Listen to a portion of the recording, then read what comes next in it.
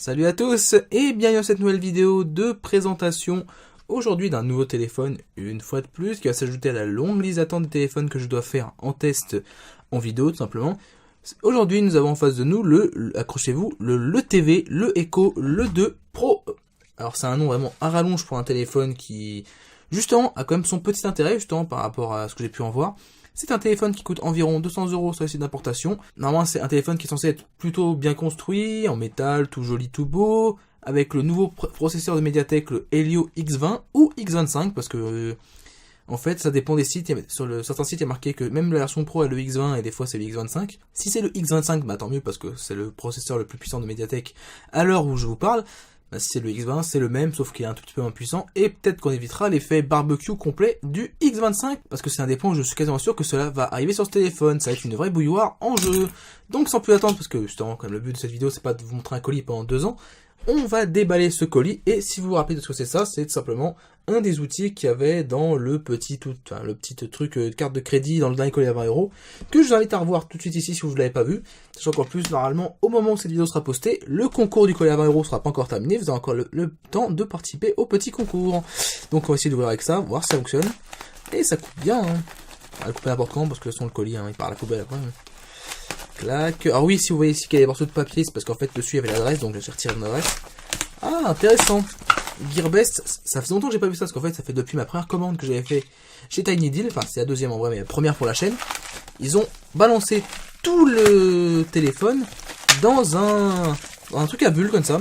C'est exactement la même protection à bulles que dans le paquet de la tablette Q88 générique que j'avais testé au tout début de ma chaîne. Hein.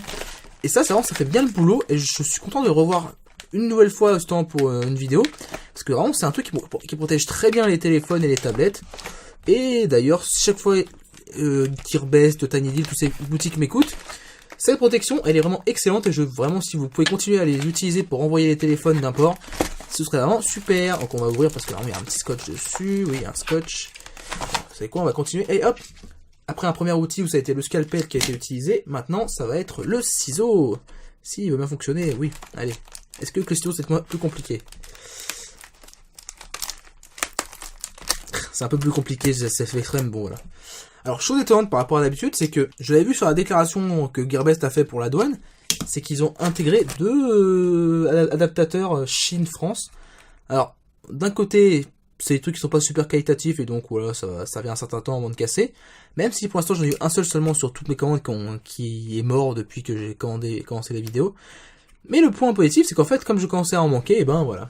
Donc merci à Gearbest, c'est pas un truc qui m'envoie gratuitement, ce téléphone je l'ai payé 200 €, et ils m'ont fait ce petit cadeau, bon, merci les gars, hein. C'est super sympa, on sort le téléphone, et à ce que je vois, j'ai envie de dire bonne nouvelle, mais en même temps je suis pas sûr, il y a encore les scellés de protection sur la boîte, mais je vois que de ce côté-là, la boîte, le CD est un petit peu décollé. Donc est-ce que le CD a été décollé puis recollé pour injecter un firmware pourri dans le téléphone? Je sais pas, on verra. Et ce téléphone a été construit le 18 juin 2016. Sachant qu'on est aujourd'hui on est le 20 juillet, donc ce téléphone a été construit il y a à peine un mois. Ça me va très bien. Alors, est-ce qu'il y a des IMEI quelque part? Oui, il y a des IMEI. Clac, voilà. Clac, clac, clac, clac, voilà. J'ai décollé les IMEI. Ah bon, il y a même des IMEI encore en dessous, purée. Et les IMEI sont 12 fois sur la boîte. Alors, justement, là, je décolle toutes les étiquettes. Parce qu'en plus, c'est des étiquettes, c'est encore pire. Il y a carrément un QR code qui cache les IMEI. Oh là là. Donc, il y aurait carrément, ça s'appelle sur la boîte un QR code. J'essaie de vous montrer juste le QR code sans vous montrer le reste. Très rapidement. Un petit QR code comme ça, justement, qui, je pense, si on le flash, on a le droit à l'IMEI du téléphone. C'est marrant, mais étant donné que tous les IMEI sont à côté, je trouve ça un peu n'importe quoi. Bref, anyway, bon, vas-y, on va tirer toute la... Donc, je vous montre, c'est ici, hein, parce que, putain, je suis hors caméra, c'est exprès. C'est ici, il reste une étiquette, voilà, c'est bon, c'est décollé. Et maintenant, passons un petit peu aux spécifications. Alors, beaucoup de chinois, bon, ça c'est normal, parce que c'est les téléphones qui sont pas censés en sortir.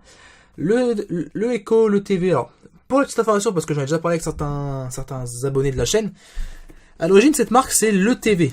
Au tout début, enfin, le premier nom de cette marque, c'est le TV. Puis après, ils se sont dit, je pense, ça s'appelle pour différencier le service de streaming, parce qu'en fait, le TV, c'est aussi un service de streaming, un peu la façon Netflix, mais seulement pour les Chinois. Pour différencier service de streaming, je pense, et marque de téléphone, ils se sont dit, on va renommer la marque le Echo. En plus, ça va bien équilibrer la marque parce que ils font des téléphones plutôt bien spéqués pour un prix compétitif. Leur meilleur téléphone, d'ailleurs si je peux faire un petit peu de pub sans l'avoir testé et sans vous le recommander non plus parce que c'est pas dans mon genre.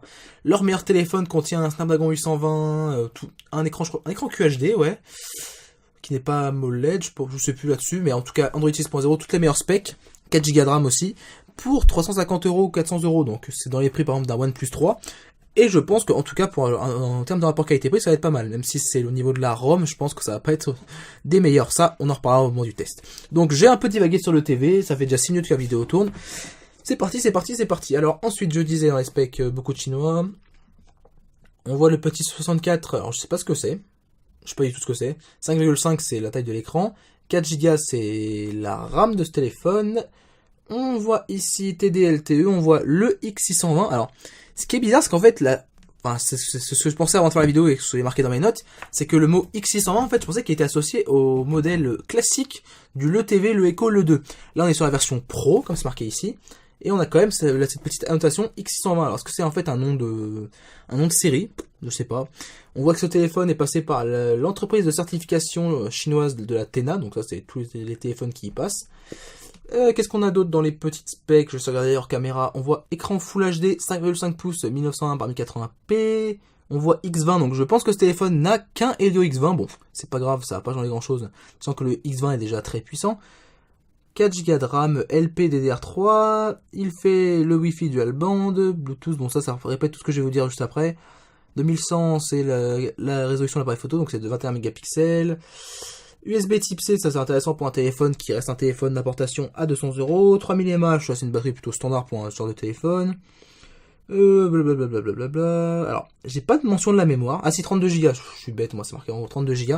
Donc je sais pas à quoi le 64 fait référence. Je sais pas. Voilà, bref. Et on voit ici, machin bidule chouette, en focus, très bien aussi. Il y a marqué screen. Donc est-ce que ce téléphone est compatible Miracast? C'est fort possible. Bref, je vais pas vous faire attendre plus longtemps, parce que ça fait déjà quand même quasiment 8 minutes que vous êtes patienté pour que la boîte s'ouvre. Et on va tout de suite passer à l'unboxing, on va dire, proprement dit. Alors ce truc on coupe très bien. Finalement, ça peut être utile que je puisse le garder. Pour les unboxings, ça va remplacer mon malheureux couteau à pain qui est reparti dans son petit placard. Alors j'ai coupé les bandes, c'est cool. Ah, j'ai même fait une petite marque dans la boîte. Oh zut, dommage. Boîte d'ailleurs, on peut le noter, déjà c'est une boîte sûrement qui se soulève. Il y a une sorte de petite encoche pour l'écran, enfin qui a la même taille que l'écran du téléphone. D'accord, bon, je sais pas à quoi il correspond. On voit aussi que le tour de la boîte entre le plastique blanc et le téléphone est en couleur argentée, ce qui est plutôt joli. Et regardez-moi ça. Nous voici, merci Apple, avec un téléphone d'une en rose gold. Alors par contre, fait intéressant, je me souvenais pas qu'il y avait une petite coque offerte. Bon, c'est sympa. Ça empêchera ça s'appelle que je puisse casser le téléphone. Enfin, en tout cas, j'espère pas le rayer, par exemple. On va sortir la coque qui est solidement attachée. Oh, c'est une petite coque. Je vais pas dire toute pourrie parce que ce serait méchant parce que c'est un cadeau gratuit. Mais voilà, c'est une coque un peu fine. Un peu plus solide que la moyenne, mais bon, c'est pas exceptionnel du tout. Bon, deuxième prise de cette partie parce qu'il y avait les IMEI sur le téléphone et je pense que juste avant, j'aurais flouté les parties si j'ai besoin. Comme je disais, merci Apple, ce téléphone est en couleur rose gold. Donc voilà, c'est super. Bon, autant que cette couleur, elle est pas dérangeante, mais bon, voilà, le rose, enfin, j'aime bien le rose. En vrai, j'aime bien le rose, mais le rose gold comme ça, comme sur les iPhones, bon. Je pense que je m'y ferai, et puis on verra, ça se trouve peut-être qu'à la fin du test, j'adorais cette couleur. Voilà, donc l'arrière du téléphone, l'avant, avec les trucs marqués en chinois. Alors, protège écran temporaire et pas de protège écran en dessous. Ça, c'est un peu dommage, ils ont copié un peu les mauvais points de Xiaomi. On va revenir au téléphone après, on va juste regarder rapidement les accessoires. Alors, qu'est-ce que nous avons? Alors, c'est bien packagé, ça on peut vraiment pas le nier, c'est bien packagé. On a un câble USB type C qui est plutôt long. Alors je peux pas le sortir tout de suite parce que voilà, c'est pour des raisons du fait que je n'ai pas encore testé le téléphone tout de suite, j'ai d'autres téléphones à faire avant. Donc USB type C, câble plutôt classique, pas trop épais, donc voilà, c'est un câble qui va vous tenir normalement un petit bout de temps, je pense, avant de lâcher. Le chargeur secteur qui est ici, bien sûr, au format Chine, qui est dur à sortir, ah purée, qui est compatible, comme vous pouvez le voir, avec le petit éclair 3. Alors, on pourrait croire qu'en fait ce chargeur est compatible Quick Charge 3.0, sauf que rappelez-vous que nous sommes sur un téléphone avec processeur Mediatek, et donc c'est tout simplement le système de recharge rapide de chez Mediatek, qui est un peu moins efficace que celui de Qualcomm. Le chargeur, enfin, l'adaptateur secteur est lourd, là-dessus c'est vraiment, je pense qu'il y a de l'électronique sympathique dedans, donc ça va être plutôt sérieux. Logo le TV, et ça nous sort du 8 volts 3 ampères ou du 12 volts 2 ampères, donc c'est quand même de la recharge normalement qui va être plutôt rapide. Je m'attends à avoir de la recharge rapide, et si je n'en ai pas, eh ben je gueulerai pendant la vidéo de test. Ensuite, pour continuer ce déballage un peu cafouilleux et un peu long, mais le TV, alors ils nous ont fait une boîte, il y a tout qui tient dedans et qui ne veut pas sortir, donc pour le transport c'est très bien, mais pour le testeur qui déballe la boîte, c'est pas super cool. Petite boîte où il y avait le petit trombone avec un petit logo le TV dessus, c'est sympathique en fait, c'est une découpe ou un logo? Non, c'est un logo. Une petite notice chinois, donc c'est du chinois, il n'y a pas d'anglais. C'est logique que ces téléphones ne sont pas destinés à être vendus en dehors de la Chine. Donc voilà, comment mettre sa carte SIM. Bon ça, comment mettre sa carte SIM si vous voulez le regarder, c'est utile parce qu'il y a des petites illustrations. Il y a des petits QR codes, blablabla, blablabla. Et comme j'ai pu le voir, c'est pour différents types de téléphones. Le X620, en plus c'est marrant, c'est qu'en fait, comme ils ont utilisé le mot le à chaque fois, ça fait que cette notice est pour le X620, 621, 622, 625 et voilà. Cette deuxième notice, elle nous sert de carte de garantie et c'est tout ce que nous avons dans la boîte. Et tiens, pendant ce temps, j'ai réussi à trouver un endroit où coller mes étiquettes. Voilà, un peu de rangement plus tard, justement pour pouvoir passer à la suite de la vidéo de présentation. On peut maintenant aborder les caractéristiques de ce téléphone, avec caractéristiques, connectivité et tout ce qui fait les spécificités de ce téléphone. Et mon angle de caméra n'est pas bon, je reviens. Voilà, j'ai trouvé un angle un peu plus adéquat, mais je remarque que la qualité de la vidéo est un peu dégueulasse. Oula, excusez-moi. Je sais pas. Bon, ça restera comme ça, je suis désolé, ça fait des petits trucs bizarres. L'important, c'est ce que je dis. Donc, ce téléphone a des dimensions de 15,1 cm de longueur, 7,4 cm de largeur pour 7,5 mm d'épaisseur. Donc, retenez bien cette épaisseur parce que ça va être important pour la suite de la vidéo. L'écran de ce téléphone est un écran 5,5 pouces en définition Full HD 1920 par 1080p. Ce téléphone a une surface d'affichage justement qui est remplie à 74% à l'avant. La résolution de cet écran, donc bien sûr comme c'est un 1080p sur du 5,5 pouces, on est sur 401 pixels par pouce, ce qui est vraiment très bien, notamment pour un téléphone à 200 €. La protection d'écran, je ne sais pas du tout.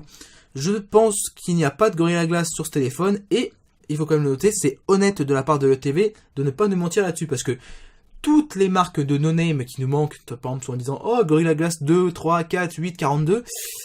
Voilà, là au moins le TV, logiquement, si j'ai regardé un peu partout, est honnête. Et là-dessus, c'est vraiment un bon point. L'appareil photo arrière est un appareil photo de 21 mégapixels, comme vous pouvez le voir, qui a absolument aucune protubérance. Bon, là-dessus, ça s'appelle, on peut pas caser un appareil photo aussi défini dans une carcasse aussi fine, entre guillemets. Donc c'est un peu logique. Appareil photo 21 mégapixels à ouverture 2.0 avec un flash LED de double ton à l'arrière sur la version Pro, donc ici, donc ouais, c'est un double ton coupé un peu en deux.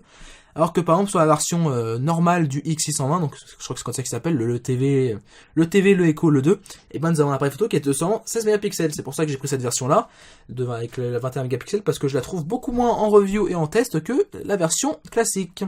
L'appareil photo avant est un appareil photo de 8 mégapixels à ouverture 2.2, donc qui devrait normalement être convenable pour les selfies, ça on en reparlera pendant le test. Le SoC de ce téléphone, qui est une de ses plus grandes spécificités, et accrochez-vous bien, pour cette version du le TV, le Echo, le 2 Pro, si on se base sur la boîte qui disait que c'était un X20, est un Mediatek Helio X20, donc ici dans la version le Pro. Donc je pense que la fréquence a dû être un petit peu relevée par rapport à la version classique, mais bon, je ne sais pas. En fait, c'est bizarre, c'est que sur beaucoup de sites, ils disent que la version Pro est dotée d'un X25.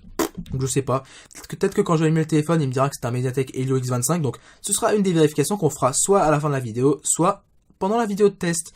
Et accrochez-vous, le CPU de ce téléphone est un 2 x 2,5 GHz Cortex A72 plus 4 x 2 GHz Cortex A53 plus 4 x 1,4 GHz Cortex A53. Donc c'est le premier CPU avec 3 clusters, donc avec 3 groupes de cœurs différents pour une puce de smartphone. Donc comme je vous l'ai dit juste avant, j'ai vraiment peur d'un barbecue ambulant et ça on en reparlera au moment du test.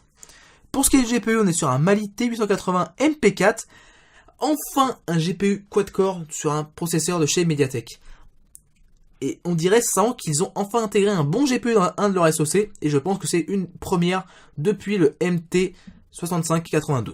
Ce téléphone est doté de 4 Go de RAM, donc ce qui va normalement être assez large et pratique pour du multitâche. Le stockage interne de ce téléphone est de 32 Go, non extensible par 4 microSD, ce qui là par contre est un peu idiot. C'est pour ça que la version 16 Go qui existe aussi, je pense, ne me conviendrait sûrement pas. La batterie est une batterie de 3000 mAh inamovible.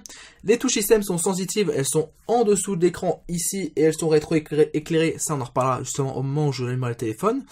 Les micros, alors ça je ne sais pas du tout où est-ce qu'ils sont, on va un petit peu faire le tour du téléphone. Alors en haut, pas de micro. J'avais vu un point, voilà, exactement, j'avais vu un point dans la coque qui donnait avec le téléphone. Ah, c'est bizarre ça. C'est quoi ce reflet de lumière qui sort de nulle part? Alors ce qui est bizarre, c'est que j'ai aucune lumière derrière moi, mais ça fait des reflets bizarres. Je pense que c'est le téléphone justement qui est en métal brossé tout simplement. Et comme vous pouvez voir, le capteur empreinte digitale qui est carrément un miroir. Il y a un petit micro qui est ici dans le... Ça s'appelle dans la bandelette plastique qui fait passer les antennes. D'ailleurs, on voit ici, ça s'appelle qu'ils ont un petit peu copié Apple par rapport à leurs iPhones. Parce que bon, il n'y a pas autant de lignes dégueulasses, mais il faut quand même le dire, ces lignes qui passent là sont pas forcément du meilleur effet. Logiquement, là, en dessous, on devrait avoir un deuxième micro qui sera caché soit à droite, soit à gauche. Donc un micro qui sera caché sous une des deux figures de style trouées ici. Et c'est tout. Donc voilà, deux micros pour ce téléphone. C'est dans la norme et logiquement, s'ils sont de bonne qualité, il ne devrait y avoir aucun problème. Ce téléphone, normalement, contient un capteur de luminosité et de proximité qui se trouve dans ce petit rond qui est ici. Ce qui est un petit peu drôle parce qu'en fait, ça fait deux yeux, une sorte de nez là. Manquerait plus qu'une petite bouche, ce serait marrant, mais bon. Voilà, bref. En fait, là, capteur photo et là, capteur de luminosité et de proximité. Et le port de synchronisation est un port USB type C. On vérifiera l'OTG juste après en allumant le téléphone. Ou on le fera pendant le test, ça dépend si j'ai le temps à la fin de la vidéo. J'espère qu'il va quand même pas durer 30 minutes parce que ça ferait quand même un petit peu long pour une vidéo de présentation. Mais bon, comme j'aime bien m'étendre et j'espère que ça vous plaît aussi. Sinon, dites-le moi dans les commentaires. Passons maintenant aux connectivités de ce téléphone. Alors ce téléphone est dual SIM. Normalement un dual nano SIM. Donc ça c'était marqué sur la coque. Où est-ce que je l'ai posé la coque? Oh là là, c'est le bordel. Voilà, ce téléphone est bien dual nano SIM, donc c'est probablement la raison pour laquelle ils n'ont pas pu intégrer ce genre de, comment ça s'appelle, de slot combo où tu peux mettre soit une carte micro SIM, soit une carte micro SD, parce que tout simplement le nano SIM est plus petite qu'une carte micro SD. C'est un petit peu dommage, mais c'est pas grave. On va regarder un petit peu le slot, pour une fois, c'est pas ce que je fais habituellement, mais bon. Étant donné que la vidéo est déjà bien partie pour durer longtemps, bah, autant la faire prolonger un peu plus. Comme je le dis souvent, mes vidéos ne sont pas du consommable, mais voilà, une vidéo plaisir à regarder tranquillement. Voilà, le slot est un peu dur à faire venir, et quand il sort de manière totalement fluide. Donc, slot pour carte SIM, alors, grande question que je me pose, est-ce qu'il est un peu flexible? Il n'est pas il est solide, c'est un bon point, donc le TV semble montrer de vraies ambitions de solidité sur ce téléphone, et ça me fait plutôt plaisir. Ce téléphone est compatible à 100% avec la 2G et la 3G française, donc les bandes 900 MHz et 2100 MHz. Le SoC est normalement capable de capter de la 4G+, même si là j'en suis pas totalement sûr par rapport aux bandes françaises. J'en reparlerai lors du test. Par contre, comme beaucoup de bonnes marques importées de Chine, il manque la bande B20 800 MHz, ce qui est vraiment pénalisant quand on est chez tous les opérateurs, sauf chez Free. Et comme je suis chez eux, ce téléphone n'est pas impacté par ce manque de mon côté. Par contre, pas de 4G 700 MHz, donc les futures antennes 700 MHz qui seront déployées partout en France pour remplacer la TNT ne seront pas captées par ce téléphone. Pour ce qui reste des connectivités en général, nous avons du Wi-Fi ABGN AC double bande, donc sur les bandes de 2,4 GHz et 5 GHz, du Bluetooth 4.2, un GPS GLONASS B12, donc qui est totalement complet. Ce téléphone, selon les informations qu'il y a sur la boîte, a un gyroscope, donc ça on le vérifiera pendant le test. Il dispose d'un accéléromètre, il dispose d'une boussole, et ça, il faudra vérifier si la boussole fonctionne bien, parce que c'est souvent un point sur les téléphones Mediatek où des fois il y a des petits soucis. Ce téléphone dispose aussi du partage de connexion, il ne dispose pas du NFC ni d'une LED infrarouge pour contrôler une télé ou un système de climatisation. Ce téléphone ne contient pas non plus normalement de LED de notification, ça on le vérifiera justement quand on allumera le téléphone, même si je n'en vois pas à première vue. La radio FM, on va vérifier. Le USB OTG, on va vérifier. Et il dispose, comme je l'ai montré juste avant, d'un capteur empreinte digitale qui, on va dire comme bonne forme de figure de style et sous forme de miroir, ce qui donne un petit effet, on va dire premium, à ce téléphone. Et oui, j'ai bien dit premium et pas premium, premium s'il vous plaît. Et là, vous allez me dire, mais ce téléphone, pour un téléphone de 200 €, il a quand même une très bonne connectivité. Wait a minute. Est-ce que vous n'avez pas vu quelque chose quand j'ai tourné le téléphone qui vous a un peu choqué? Je vais vous aider tout de suite. À moins que vous connaissiez ce téléphone, donc vous êtes déjà au courant. Regardez bien ce téléphone. Tranche haute. Tranche gauche. Tranche gauche. Tranche basse. Tranche droite. Je vous laisse 5 secondes pour faire vos déductions.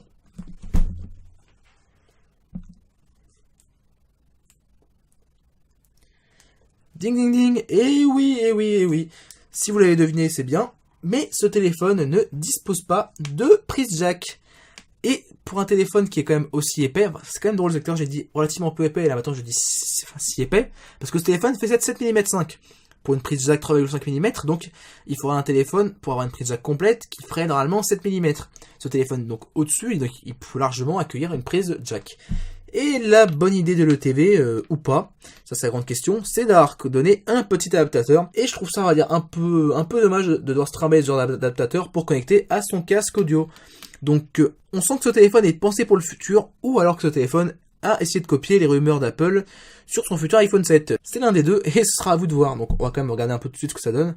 Voilà, vous branchez dans le port USB-C, ça donne ce petit adaptateur qui pend, donc c'est pas super cool. En plus, le câble, l'épaisseur du câble n'est pas super, donc ça risque de se casser ou de faire des problèmes de liaison ici, je pense, assez rapidement.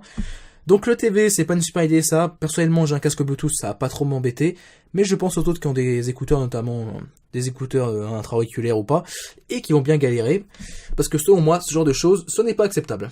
C'est aussi une des raisons pour lesquelles, enfin, une des nombreuses raisons que j'ai décidé de vous montrer ce téléphone en test, c'est par rapport à ce manque et pour vous montrer qu'il n'y a pas qu'Apple qui fait des conneries dans ce monde. Faisons un petit saut de propriétaire et du design rapidement, même si vous l'avez déjà bien vu jusqu'ici, avant de passer à une petite synthèse avec mes attentes envers le téléphone.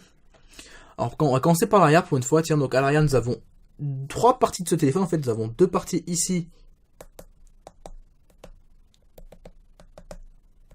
qui semblent en fait, je sais pas, la couleur a l'air d'être à peu près la même, c'est avec une petite différence. Je dirais que c'est du métal partout, même si j'ai des petits doutes. Bon, on va dire que c'est du métal partout, qui est plutôt bien assemblé. On va dire qu'il y a à peine des petites, on va dire que ça s'appelle des petites descentes ici, en fait, des petites rentrées de métal. On voit qu'il y a eu une pression faite.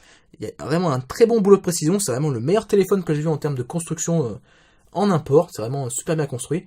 Ici, nous avons l'appareil photo de 21 mégapixels avec son flashlight de double ton, le capteur empreinte digitale. À gauche, nous avons la petite trappe pour les 2 cartons nano SIM. Et c'est tout. Au-dessus, nous avons...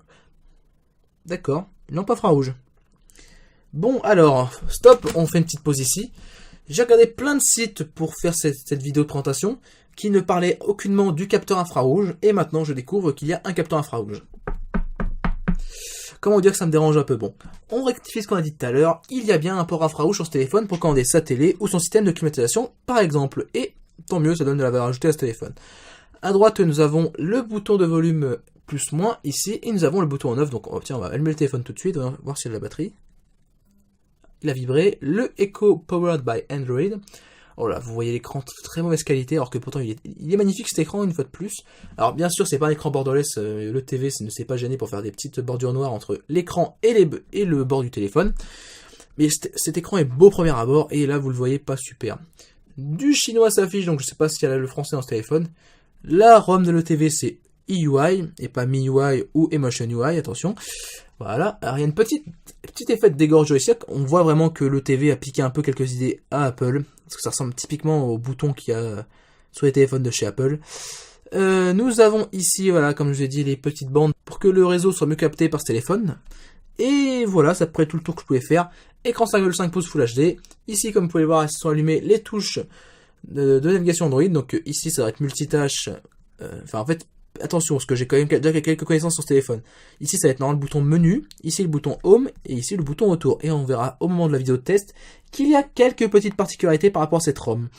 Donc, comme vous pouvez le voir, je vais poser ce téléphone 2 secondes, et je vais tout de suite applaudir Gearbest, qui a fait un excellent choix. Ils ne m'ont pas mis une ROM multilangue toute pourrie, toute buggée, et remplie de malware. Logiquement, je devrais avoir la ROM stock de l'ETV, parce qu'elle ne contient que les 3 versions du chinois, et l'anglais. Donc moi j'ai commencé à l'utiliser en anglais et je verrai si il faut que je flash une ROM multilangue stable. Donc Gearbest, merci, pour une fois vous avez fait le bon choix. Merci, merci, merci. Donc tiens, hop, anglais, continuer, blablabla. Insérer les SIM card, voilà. J'ai fait le petit tour de design, passons tout de suite à la synthèse. Quelles sont mes attentes envers ce téléphone? Donc je m'attends déjà à un téléphone d'importation solide, comme vous avez pu voir jusqu'ici, qui ne soit pas aussi fragile que du vulgaire no-name, car le TV, le Echo, n'est pas une marque no-name. Et ils ont la réputation de faire des produits solides. On a un gros appareil photo arrière et je m'attends au moins à des photos de la qualité d'un Honor 7, sincèrement. L'appareil photo, je me demande si c'est pas le même module photo de chez Sony, ça il faudrait que j'essaie de voir si j'ai des infos là-dessus. Mais clairement, je m'attends au moins à ce niveau-là de qualité photo. Bah tiens, on va faire une petite pause à la synthèse pour vous montrer un peu comment rentrer ces empreintes digitales. Donc dans le configurateur de base du téléphone, vous avez un petit module pour installer vos empreintes digitales. Donc tiens, on va essayer, Start to Add. Il nous demande de mettre un password, vas-y on va mettre le password le plus long du monde, 1, 2, 3, 4, 5, 6, voilà, 1, 2, 3, 4, 5, 6. Et on va mettre tout de suite son doigt derrière. C'est plutôt rapide. Du chinois. Voilà, ça marche. Alors, il est un petit peu capricieux parce qu'il veut que vous mettiez aussi, ça s'appelle les bords des doigts. Mais voilà, ça marche très bien. View size, standard zoom. Donc ça, c'est s'il veut que je mette un truc plus zoomé. Breaking boundaries with ecosystem synergy. Donc, il veut... Alors, boundaries, purée, ça c'est un mot que j'ai vu plusieurs fois cette année, que j'ai appris et que je ne sais plus. Alors, si je dis pas de bêtises, c'est... Ils veulent qu'on détruise... Enfin, détruire, Mario va être sympa. Ils veulent qu'on... On va le dire. Ils veulent qu'on détruise les barrières avec leur système, l'écosystème synergy. Finish. Ecosystem synergy, non. Donc, bref, voilà. J'ai peut-être été trop vite par rapport à Gearbest. Parce que déjà, je vois le Play Store qui s'affiche comme une appli installée. Donc ça, ok, pas de souci. Management, ok. Ah là là, Gearbest, j'étais trop vite, je pense. Parce que là, je vois qu'il y a une tonne de Google Applications. Donc ça, il y a deux choix. Soit c'est la ROM globale de l'ETV et qui n'a pas le français. Soit c'est une ROM avec des petits bloatware. J'en ai vu qu'un seul pour l'instant, c'est CM Security qui va partir à la poubelle, mais dès que j'en aurai l'occasion. About Phone, alors, qu'est-ce qu'on peut voir par rapport au téléphone? Donc Android 6.0 Marshmallow, le 2 Pro, pas de sécurité de février, donc c'est un petit peu daté, c'est un peu dommage. Helio X20 c'est confirmé, version stable de la ROM EUI, et ben voilà. Pour ce qui est de la ROM, la vidéo dure déjà depuis 30 minutes, c'est magnifique, ça dure de plus en plus longtemps alors que pourtant je veux réduire les vidéos. Désolé pour celle-ci, je me suis un petit peu étalé. Et voilà, donc par rapport à ça, si vous voulez voir un petit peu les langues, voilà. Qu'est-ce que je me suis dit?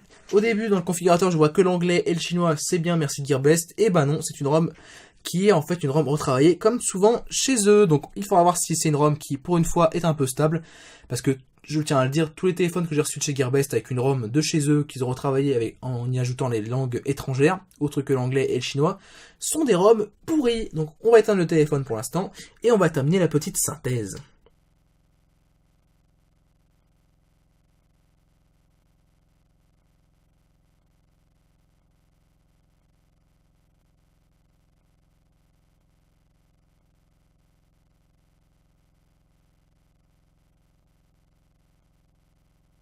Je m'attends à d'excellentes performances en jeu, même si je crains un petit peu quand même, faut que je l'avoue, le barbecue ambulant, même si je joue longtemps. Ce qui m'arrive parfois sur un téléphone, c'est des fois de jouer pendant 30-40 minutes en attendant un train, quelque chose, un ami, bref, voilà. Donc ce qui sera intéressant, ce sera vraiment la stabilité des performances de ce SoC et donc la puissance maximum qu'il pourra cracher. La ROM de l'ETV, typiquement ressemblante aux autres ROM de constructeurs de téléphones basés en Chine, et par contre, ça je l'ai déjà pu remarquer, un peu différente des autres ROM par certaines petites exoticités. Je m'attends donc à avoir une expérience un peu différente de tous les autres téléphones Android que j'ai pu tester jusqu'ici. Je dirais même en fait que je m'attends à une expérience un peu rafraîchissante qui change de tous les autres téléphones.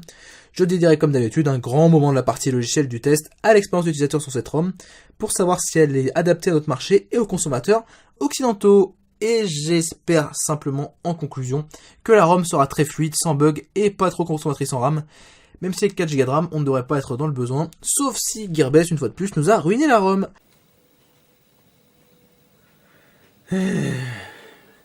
Le configurateur de compte de Google qui tombe dans le vide. Bon, bah, comme prévu, je pense que la ROM a été installée à l'arrache, le Play Store aussi, et les services Google ne doivent pas fonctionner correctement. Et ben, Gearbest, vous ne êtes donc pas amélioré. Je vous ai fait des compliments pour rien au milieu de la vidéo. Ah non, encore mieux en fait, c'est que quand vous ouvrez le Play Store, vous enlevez votre code PIN, soit rentrez votre empreinte digitale, ça vous met un écran de loading qui est baissé, il suffit de faire retour pour atteindre l'écran de configuration. Oh my god. Look at that bug. Et autre petite erreur qui vous montre que c'est utile de faire des vidéos de débat d'une demi-heure en même temps qu'on fait des dizaines d'erreurs, c'est que pendant que j'ai mis à charger ce téléphone, j'ai remarqué qu'il y avait bel et bien une LED de notification que j'éteins la lumière, voilà, vous la voyez. Et elle sert aussi pour les notifications, pour les appels, j'ai pu voir ça dans les paramètres. Donc, une fois de plus, je remercie les sites d'information de caractéristiques qui ont oublié ce petit point. Alors, qu'est-ce que je voulais regarder en dernier? Oui, alors les vérifications que je voulais faire. Déjà, le français, ça, je ne veux pas le mettre pour l'instant. Laissez-moi mon anglais tranquillement. On va regarder si ce téléphone est OTG, avec un petit adaptateur OTG USB type C. Voilà, on le branche dedans. Est-ce que j'ai une clé USB dans le coin? Oui, j'en ai une, mais un peu loin. J'espère qu'il fonctionne, parce que c'est une clé USB que j'ai pas utilisée depuis longtemps. Clé USB no name. Voilà, on branche. La clé USB est détectée. Voilà. View OTG Storage, open. Et oui, ça fonctionne. Tiens, je vais pas vous montrer une vieille fiche qui est là depuis longtemps. Non, ça peut pas l'ouvrir. Il peut rien ouvrir parce que j'ai pas les applications dédiées. Bref, vous avez vu que ça fonctionne. L'OTG est confirmé sur ce téléphone. Il y a bel et bien un capteur de luminosité dans ce téléphone avec un petit paramètre rapide dédié. Ça, je ne fais pas trop de spoilers là-dessus parce que c'est vraiment spécial et j'aimerais vraiment dédier une grande partie de la vidéo, enfin une grande partie de la partie software sur la ROM de l'ETV. Et je crois que c'était à peu près tout ce que j'avais à vérifier. Donc, je vous remercie si vous êtes arrivé jusqu'ici d'avoir osé regarder une vidéo de déballage et de présentation d'un téléphone qui dure 30 minutes. J'espère qu'elle ne va pas paru trop longue. Si ce n'est pas le cas, bah, c'est vraiment quelque chose qui me ferait très plaisir et qui me dirait que ce genre de vidéo arrive à plaire et arrive à dire être intéressante sans que vous puissiez voir le temps passer. Si vous l'avez aimé, n'hésitez pas à lâcher un petit like comme d'habitude, sûrement si vous avez envie. Et on se retrouve très bientôt pour de futures vidéos. Allez, salut!